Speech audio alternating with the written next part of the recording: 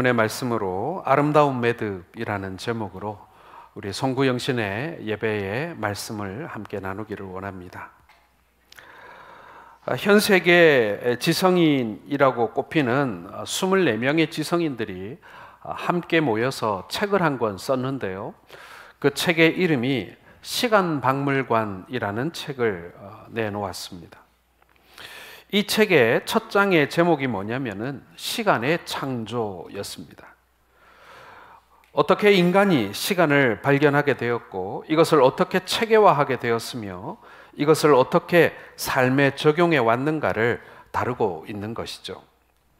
이 책의 편집자로서 저자를 대표하는 움베르토 에코라고 하는 학자는 모든 인류의 문화 안에 공통적으로 시간의 창조가 있다라고 확인하면서 이런 말을 했습니다. 인류의 가장 위대한 발견은 바로 시간의 발견이다. 그리고 이것이 인간의 가장 독특한 문화적 특징이다. 이렇게 이 지성인들이 학자를 대표해서 이런 이야기를 했습니다. 그렇습니다, 여러분. 인간만이 시간의 흐름을 감지합니다. 그리고 그 흐름을 잴 수 있는 도구도 만들어냈습니다. 바로 시계인 것이죠. 그리고 그 시간의 흐름이 매듭을 만들어내는데 그것이 바로 달력이라는 것입니다. 그러면서 그 시간의 흐름의 매듭에 의미를 부여하기 시작하는 것이죠. 바로 생일 혹은 온갖 기념일들이 바로 거기에 포함됩니다. 절기와 그리고 그 명절이 거기에 포함되는 것이죠. 여러분, 동물들은요 시간의 흐름을 감지하지 못합니다. 저희 집 고양이도 생일이 있어요. 그런데 지 생일날 지가 이게 생일인지 모릅니다. 우리만 지켜요.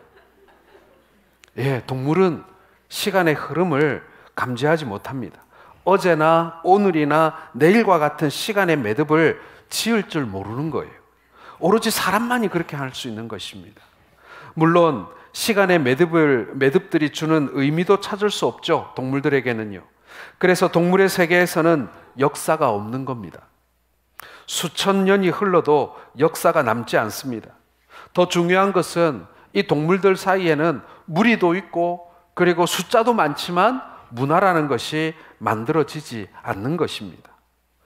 1000년 전에 사는 모습이나 오늘날 사는 모습이나 동일하지 않습니까? 그리고 1000년 후에도 마찬가지일 것입니다. 그것이 동물의 삶인 것이죠. 그러나 인간은 다릅니다.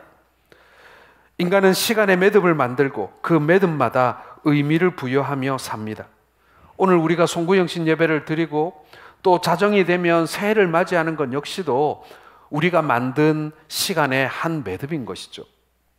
그 의미들이 쌓여서 역사가 되고 그 역사가 흘러가면서 삶의 모습, 곧 문화로 발전되게 되는 것입니다.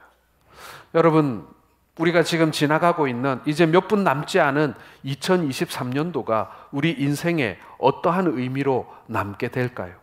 그리고 우리 교회의 역사에 있어서 2023년도는 어떠한 매듭으로 남게 되겠습니까? 저는 분명히 오랫동안 기억될 그런 한 해가 아니었을까 이렇게 생각이 듭니다. 그렇습니다, 여러분. 우리가 시간의 매듭을 잘 짓는 것이 정말 중요합니다. 이것이 우리의 삶의 발전에 결정적인 이유가 되기 때문에 그런 것입니다. 시간의 매듭을 잘 짓지 못하면 사람이든 공동체든 발전이 없습니다.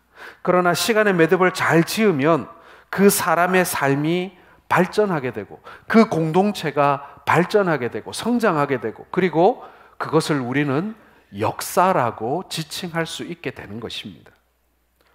오늘은 2023년도 한 해를 마감하는 날입니다. 23년도의 마지막 날, 그 날이 다 가기 전에 여러분, 오늘 한 해는 나에게 어떤 해였는지 또 어떤 의미를 주는 해였는지 오늘 이 시간에 우리가 한번 정리해 볼 필요가 있지 않겠습니까? 그리고 한 해의 마무리를 잘하고 우리가 매듭을 잘 지어야 또 새로운 한 해를 우리가 잘 열어갈 수 있는 출발점이 되는 것입니다. 오늘 본문의 말씀은 사도행전 10장의 마무리 부분입니다. 베드로가 성령의 인도를 따라 고넬료의 가정을 찾아오게 되고 성령의 역사로 그 가정에 머물면서 말씀을 전하고 또 성령의 충만함으로 온 가족들이 세례를 받는, 그리고 구원을 받는 놀라운 역사가 지금 오늘 우리에게도 전달되고 있는 것입니다. 여러분, 이것이 기록이 되어 우리에게 전달되고 있는 것은요, 이것은 2000년 전의 사건이었지만 바로 우리 앞에서 벌어지는 것처럼 우리에게 상세히 설명되어 있습니다. 이게 역사입니다. 오늘 이 본문은 한 사건에 매듭을 짓는 장면입니다. 베드로는 성령의 인도를 따라 한 사건을 아름답게 마무리하고 있는 것을 볼 수 있어요. 그래서 2023년도를 매듭 짓는 오늘 우리 송구 영신 예배에서 오늘 이 본문의 말씀을 우리가 살펴보면서, 우리가 평소에도 이 말씀을 잘 알고 있지만 이 말씀을 또 다른 측면에서 함께 살펴보면서 우리 송구 영신의 시간을 맞이하기를 원합니다. 여러분, 우리말에 시작이 반이라는 말이 있지 않습니까? 시작이 중요하다는 점을 강조하기 위해서 생겨난 말입니다. 그렇다면 끝은 전부라고 할 수 있지 않을까요? 마라톤 선수가 처음부터 선두에 서서 달린다고 생각해 보십시오. 마라톤은 42.195km입니다. 이게 정규 마라톤 코스입니다. 한 선수가 42km를 선두로 달려왔습니다. 이제 남은 거리는 195m가 남은 거예요. 자, 그런데 42km 지점에서 그만 기권을 했다라고 생각해 보시기 바랍니다. 이 사람이 42km 그 거리를 달려오는 동안 아무리 잘 뛰고 아무리 선두로 달려왔다 한들 195m를 매듭짓지 못하면 그건 아무것도 아니게 되는 것입니다. 시작도 중요하지만 끝도 중요하지 않겠습니까? 용두사미가 되어서는 안 되는 것이죠. 작심하고 각서를 쓰고 시작은 잘해도 마무리 매듭을 잘 짓지 못하면 소용이 없습니다. 그런 의미에서 오늘 마지막에 매듭을 오늘 우리가 함께 짓는 이 예배가 우리에게는 의미 있는 것이죠. 송구영신 예배에 나오신 여러분들을 축복합니다. 2023년도를 잘 매듭 짓고 24년도를 희망차게 시작할 수 있는, 하나님 앞에 예배함으로 그 시간을 예비하는 여러분들이 복된 줄로 믿습니다. 오늘 본문에서 베드로가 아름답게 매듭 지을 수 있었던 것은요, 성령의 인도하심을 따랐기 때문입니다. 자신의 판단, 자신의 생각대로 하지 않고 성령의 인도하심을 따라 이 사건을 잘, 너무나도 아름답게 맺어짓고 있기 때문에 그렇습니다. 성령이 베드로의 사역 시작에서부터 마지막까지 함께 하셨고요, 그 마무리 매듭도 역사해 주셨습니다. 오늘 본문 44절에 보면 이 마지막 장면에서 더욱 풍성하게 성령의 역사가 임했다는 것을 볼 수 있습니다. 여러분, 우리가 아름다운 매듭을 짓기 위해서는요, 성령의 인도를 받는 것이 얼마나 중요한지 모릅니다. 오늘 이 시간을 우리가 함께 예배하면서 성령께서 우리 성동교회 공동체 가운데 역사해 주시기를 여러분 소원하시기를 바랍니다. 뿐만 아니라 우리의 가정 가운데 올 한 해가 물질 충만 혹은 형통이 충만하고 평안이 충만한 가정이기 전에 먼저 성령 충만한 가정이 되기를 여러분 소원하시기를 바랍니다. 여러분, 오늘 그 바람이 우리 가운데 있어야 되는 거예요. 내 뜻대로, 내 판단대로, 내 감정대로 마무리하게 되면 그 마무리가 아름답기 어렵다는 겁니다. 우리의 욕망과 그동안 쌓여왔던 감정에 사로잡히게 되면 그 마무리가 추할 수도 있다라는 것이죠. 사도 바울은 갈라디아서 3장 3절에 이런 귀한 말씀을 하였습니다. 너희가 이같이 어리석으냐? 성령으로 시작하였다가 이제는 육체로 마치겠느냐? 여러분, 굉장히 우리가 새겨드려야 할 그런 경고 아니겠습니까? 하나님의 뜻을 따라 성령의 인도로 시작을 했습니다. 그런데 도중에 뭔가가 변하기 시작합니다. 하나님의 뜻보다는 자기의 뜻을 앞세우기 시작하고 성령의 인도를 따르기보다는 자기의 욕망을 앞세우게 됩니다. 이렇게 될 때 그 매듭은 정말 볼상사나워지기 시작한다는 것이죠. 우리가 성령으로 시작했으면 성령으로 마쳐야 합니다. 이것이 아름다운 매듭의 필수 조건인 것이죠. 자, 그렇다면 성령으로 아름다운 매듭을 짓는다는 것은 무엇을 말하는 것이겠습니까? 첫 번째로는 여러분, 감사로 매듭을 지어야 합니다. 이것이 성령 충만한 가운데 우리가 추구해야 할 매듭의 모습이라는 것이죠. 성령으로 매듭을 짓게 될 때 언제나 우리의 마음속에 이 감사가 있습니다.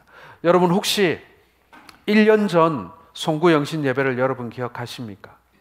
그때는 여러모로 상황이 열악했습니다. 뭐 춥기도 추웠고 말이죠. 그리고 가건물에서 예배하다 보니 환기도 잘 되지 않았고 어떤 자리는 춥고 어떤 자리는 덥고 말이죠. 뭐 그러기도 했습니다. 오늘 5층에서 우리가 오뎅 어묵을 먹으면서 우리가 교제도 나누는데요. 그때는 어디 엉덩이 붙이고 앉아서 이 커피 한 잔 마실 자리도 없어서 한참 공사 중이었던 그 흙바닥에 그 자갈밭에서 우리가 서서 오뎅을 먹었던 그런 기억이 지금도 납니다. 여러분 그때 우리가 가졌던 마음이 어떤 마음입니까? 하나님의 도우심을 간절히 사모하고 이 새로운 한 해에는 우리에게 주어진 이 예배당 건축이라고 하는 이 사명을 잘 감당해야 되겠다. 이것이 잘 마무리되어야 하는데 라고 하는 희망 그리고 바람, 기대 그리고 한편으로는 또 걱정 우리가 그런 마음으로 송구영신 예배를 드렸던 그런 기억이 납니다. 사랑하는 성도 여러분 성령님은 언제나 우리에게 밝은 면을 보게 해 주십니다. 그러나 사단은 언제나 우리에게 어두운 면을 보여주고 싶어 합니다. 그리고 우리가 그 어두운 면에 사로잡혀서 그 어두운 것만 묵상하고 생각하도록 만들어 갑니다. 그게 사단의 모습이에요. 그러나 성령은 그렇지 않습니다.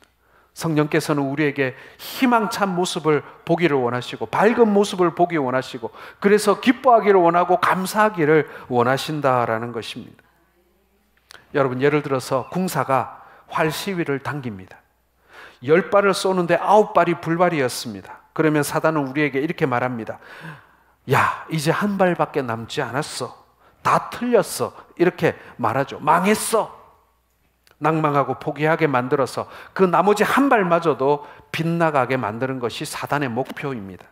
그러나 성령님은요 우리에게 이렇게 말씀하시죠. 아니야, 아직도 한 발이 남아있어. 할 수 있어 라고 우리에게 희망을 주시는 분이다라는 것입니다. 여러분 제가 본 영화 가운데 제가 정말 막 가슴이 뭉클하고 막 감동이 되고 했던 영화 가운데 하나가 이순신 장군을 주인공으로 했던 명랑이라는 영화였습니다. 요즘에 TV 보면은 자주 그 영화가 나오는데요.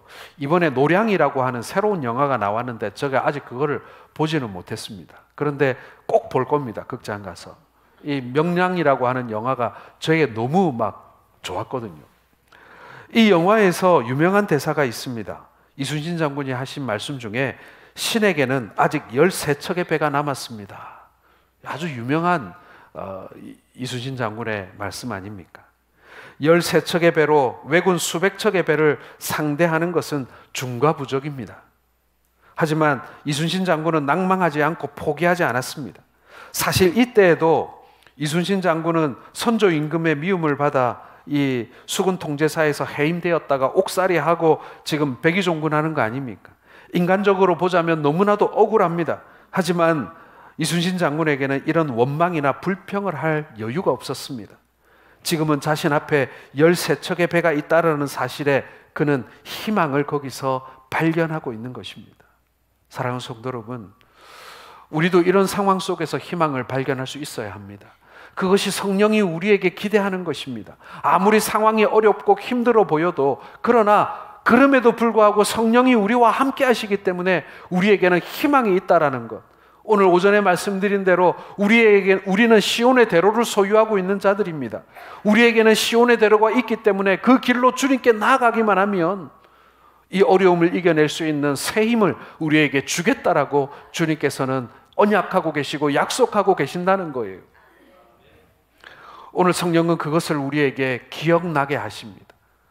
낙심하지 말라고, 희망을 품으라고. 2024년도가 여러모로 어려울 거라고 말하고 있지만 그러나 희망을 버리지 말라고, 내가 힘이 되어 주겠다고 말씀하시는 것입니다. 여러분, 감사가 한 해의 매듭을 아름답게 만들어주는 것을 믿으시길 바랍니다. 또한 감사는 우리의 시간의 매듭을 아름답게 만들어줍니다.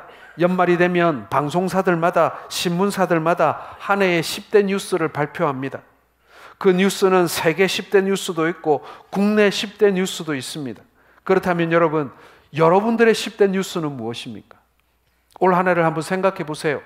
여러분들의 개인적인 삶 속에 10대 뉴스가 무엇인지 한번 꼽아 보시기 바랍니다. 어려운 일도 있었고 감사한 일도 있었겠지만 한번 그것을 한번 기록해 보는 것도 좋겠다는 생각이 듭니다. 제가 우리 장로님한테 오늘 농담으로 이런 얘기도 했습니다. 우리 교회도 연말 되면 10대 뉴스 선정위원회를 만들어 가지고 교회 공동체의 10대 뉴스를 한번 내년에는 발표해 보는 게 어떻겠습니까? 이런 얘기를 제가 농담처럼 하기도 했었습니다. 여러분에게 10대 뉴스는 어떤 것입니까? 여러분, 그 뉴스 속에 여러분들의 감사의 뉴스가 많이 포함될 수 있기를 주의 이름으로 축원합니다. 두 번째로 여러분, 우리가 맺어야 할 매듭은요, 화해의 매듭을 지어야 한다라는 것입니다. 이것이 성령 충만한 가운데 우리가 행할 수 있는 일이라는 거예요. 성령으로 매듭을 지을 때 언제나 화해라고 하는 아름다운 모습이 나타나게 됩니다. 여러분, 오늘 본문은요, 베드로가 이방인이었던 고넬료의 가정을 방문한 이 사건입니다. 얼마나 분위기 좋습니까? 밥도 먹고 말씀도 전하고 세례도 베풀고. 그러나 여러분, 이 장면은요, 사실 그 당시의 관습으로 보자면 굉장히 이질적이고 어떤 사람은 분노할 만한 일이었습니다. 유대인이었던 베드로가 이방인이었던 고넬료와 한 집에서 이런 교제를 나눈다는 것 자체가 이거는 유대인들의 사회의 윤리에 반하는 것입니다. 여러분, 오늘 이 사건은요, 화해의 장입니다. 유대인들과 이방인들 사이를 가로막고 있던 그 장벽이 무너지는 것입니다. 복음으로 말미암아 그 벽이 무너지는 것입니다. 예수 그리스도의 생명의 소식으로 말미암아 이제 이방인의 담이 무너지고, 그리고 유대인들의 그 아성이 무너지고, 그래서 복음으로 말미암아 이방인이든 유대인이든 온 세상 인류들이 우리 주님 앞에, 그 생명 앞에 화해하게 되는 놀라운 사건 뿐만 아니죠. 예수 그리스도의 복음으로 말미암아 하나님과 우리 사이에 화해가 생겨난 것입니다. 화해의 시간이, 화해의 매듭을 짓고 있는 거예요. 성령이 막힌 담을 헐게 해주시고 깨지고 끊어진 관계를 회복시켜 주십니다. 그러나 반대로 사단은 관계의 담을 더 높이 쌓게 만들고 깨진 관계를 더욱 회복 불능으로 만들어 버리는 것입니다. 성령님께서는 우리의 관계에 관심이 많습니다. 우리와 하나님과의 관계는 우리의 죄 때문에 멀어지고 그 관계가 깨졌지 않습니까? 그 문제를 해결해 주시기 위해서 독생하신 예수 그리스도를 우리 가운데 보내어 주신 것입니다. 그래서 한 해의 마무리를 하는 바로 앞주간에 성탄절이 있다는 것은 저는 굉장히 영적인 의미가 있다고 생각해요. 예수 그리스도께서 탄생하신 그 성탄이 한 해를 마무리 짓기 그 한 주 전에 있게 되는 것입니다. 성탄절은 예수 그리스도께서 사람의 몸을 입고 이 땅 가운데 오셔서 깨어진 하나님과 우리의 관계를 회복시켜 주시는 결정적인 사건이지 않습니까? 그렇습니다, 여러분. 한 해의 아름다운 매듭은요, 하나님과의 관계에 막힌 담을 헐고 깨어지고 멀어진 관계를 회복함으로 이루어지는 것입니다. 뿐만 아니라 성령은 우리의 관계를 화목으로 이끌어 주십니다. 서로 용서하고 용납하고 하나를 이루도록 도와주신다라는 것이죠. 골로새서 3장 13절을 같이 읽겠습니다.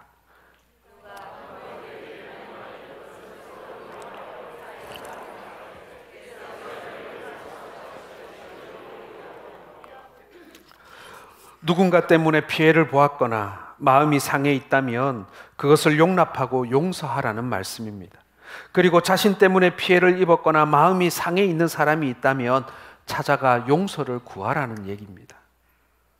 사랑하는 성도 여러분, 저도 개인적으로 한번 생각을 해봤습니다. 저의 올 한 해 10대 뉴스 가운데 하나가 저는 담임 목사니까 저에게는 정말 1번 중에 1번이 결국에는 건축일 수밖에 없었습니다. 건축하는 가운데 성도들의 마음을 살피고 돌보는 것이 결코 쉬운 일은 아니었습니다. 앞에서 일을 하다 보면 수백여 명 모두를 챙겨야 하는데 사실 그것이 뜻대로 안 될 때가 많았습니다. 그래서 본의 아니게 서운해하거나 힘들어하는 사람들도 있었을 것입니다. 오늘 이 자리에 계신 우리 성도님들 중에 지난 16개월 동안, 15개월 동안 건축하는 그 시간들 중에 담임 목사가 거기 막 정신이 팔려가지고 맨날 도면만 들여다보고 앉아있고 말이죠.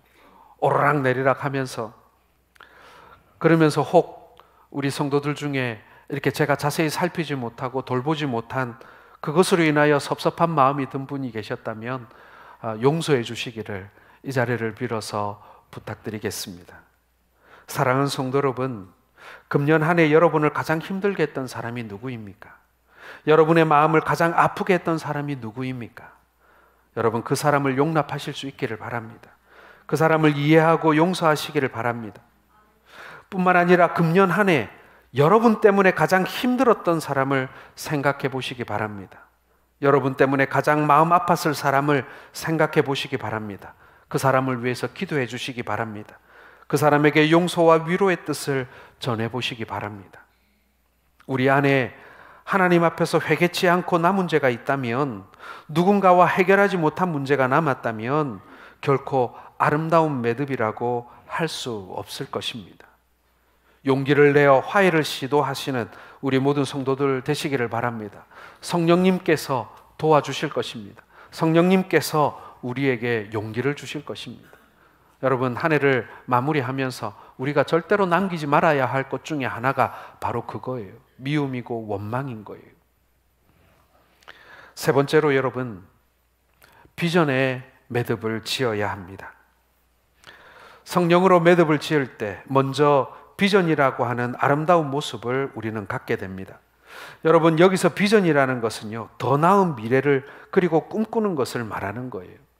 요에서 2장 28절을 같이 읽겠습니다. 내가 내 영을 만민에게 부어주리니 너희 자녀들이 장래일을 말할 것이며 너희 늙은이는 꿈을 꾸며 너희 젊은이는 이상을 볼 것이며. 여러분, 코로나 이후에 많은 교회들이 위기다라는 말을 많이 합니다. 재정이 줄어서 위기일까요? 아이들이 안 태어나서 위기일까요? 성도들이 교회에 잘 나오지 않아서 위기일까요? 저는요, 사실은 그것도 위기라고 할 수도 있겠습니다만은 가장 큰 위기는요, 교회가 생존에 급급하여 꿈을 꾸지 못하는 순간, 그것이 가장 큰 위기가 될 것이라고 생각을 합니다. 사랑하는 성도 여러분, 우리도요, 이제 건축을 마쳤기 때문에 이제 수년에 걸쳐서 이제 기성을 하는 이 부채를 우리가 갚아가는 그런 시간들이 우리에게 이제 남아 있습니다. 저는 넉넉히 우리가 감당하리라고 생각을 합니다. 그러나 중요한 것은 그것이 우리의 목표가 되어서는 안 된다는 거예요. 교회의 목표는 부채를 갚는 것이 아닙니다. 교회의 목표는 하나님 나라의 꿈을 꾸는 것입니다. 우리가 꿈을 잃어버리면요, 전부를 잃어버리는 것입니다. 우리가 시간이 지나면 빚을 다 갚을 수 있을 것입니다. 하지만 우리가 꿈을 잃어버리면요, 우리의 미래가 사라져버리는 것입니다. 여러분들에게 부탁드립니다. 비전으로 매듭을 지어야 합니다.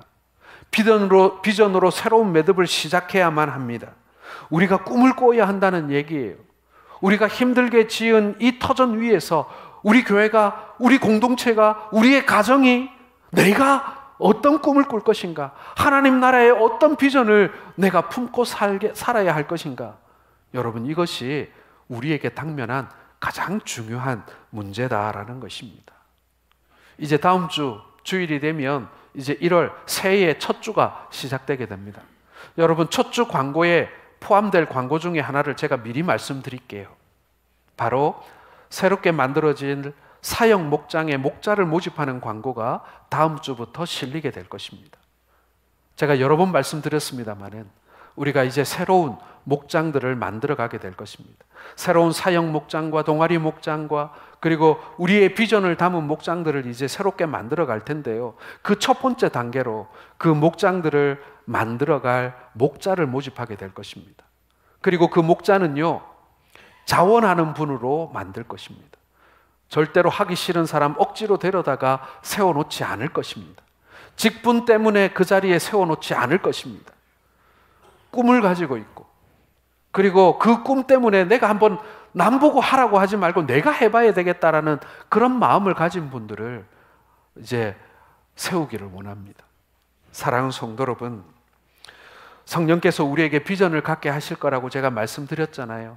오늘 이 자리에 여러분들의 마음속에 떠오르는 생각, 야, 이런 모임을 위해서, 이런 사역을 위해서 목장을 만들어 보면 어떨까? 많이 모이지 않아도 몇 사람이 모였더라도 그런 모임들을 만들어 보면 어떨까? 성도들이 함께 아름답게 교제하고 운동도 하고 취미생활도 하고 그러면서 또 다른 사람들을 돕는 일들을 할 수 있으면 얼마나 좋을까? 오늘 장로님 한 분이 저한테 그런 얘기를 하시더라고요.